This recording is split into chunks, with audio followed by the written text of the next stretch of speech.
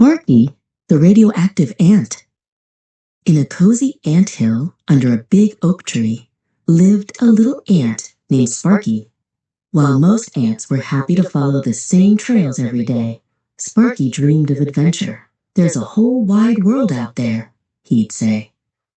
Elder Mandible, the wisest ant in the colony, would often shake his head. "Be careful, little Sparky," he'd warn. "The garden is full of surprises, and not all of them are friendly." But Sparky's curiosity was bigger than his fear. One morning, he journeyed past the giant mushrooms and across the dewy lawn until he saw something new. Near the human's big, colorful blanket, something was glowing with a soft, green light. "Wow," he whispered. It was a tiny, smooth stone, the color of a new leaf, but it pulsed with a light from within. It hummed with a quiet, buzzing sound, like a tiny, sleeping bee. He just had to know what it was. He crept closer and closer, until the very tip of his antenna touched the glowing stone. Bust! A warm, tingly feeling zipped all the way from his antenna to his toes. It didn't hurt, but it made him feel all fizzy inside. The little stone's light flickered and went out. Sparky felt strange, but also very excited. He turned and raced back towards the anthill as fast as his 6 legs could carry him. "Wait until I tell everyone about the magic stone," he thought. He found his friend Pip and started telling his story.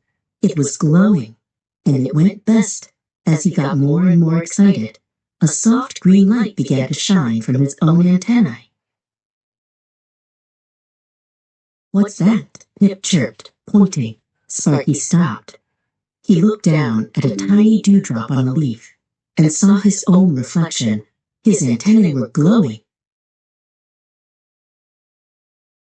The magic from the stone was inside him.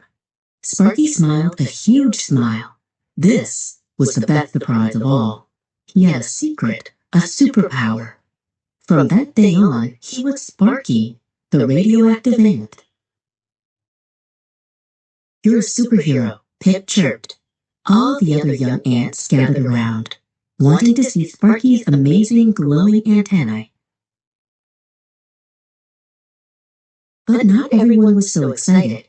Elder Mandible saw the glow from across the anthill. He hurried over, his old antennae twitching with worry. "This is powerful magic, Sparky. You must be very careful with it." Just then, the sunny sky began to turn dark gray. Big, heavy clouds rolled in, and the wind started to whisper through the grass. A storm was coming. "To the anthill, everyone inside," shouted Elder Mandible. The ants scurried for safety as giant raindrops began to fall, splashing like huge puddles all around them. Suddenly, Pip ran to Sparky, his face full of panic. "It's my little sister, Dot. She was playing by the rose bush, and she's not back yet." Sparky didn't hesitate. While the other ants hid from the storm, he ran out into the rain. The world was a scary place now, with water crashing down everywhere. "Dot," he called out. He searched and searched. The rain was making everything dark and hard to see. Then he heard a tiny cry, "Help!" There, clinging to a leaf in a fast-growing puddle, was a tiny ant. It was Dot. The leaf was about to be washed away.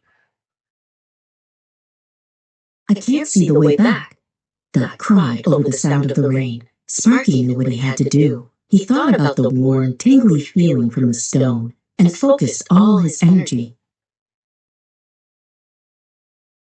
His antennae began to glow, brighter and brighter, until they shone like 2 little green flashlights. The light cut through the dark and rainy gloom. "Follow my light, Dot," he shouted.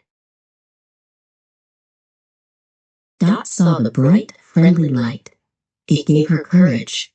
She held on tight as her leaf boat drifted towards the glow. Sparky reached out and helped her onto solid ground. With Sparky lighting the way, They carefully made their way back through the storm.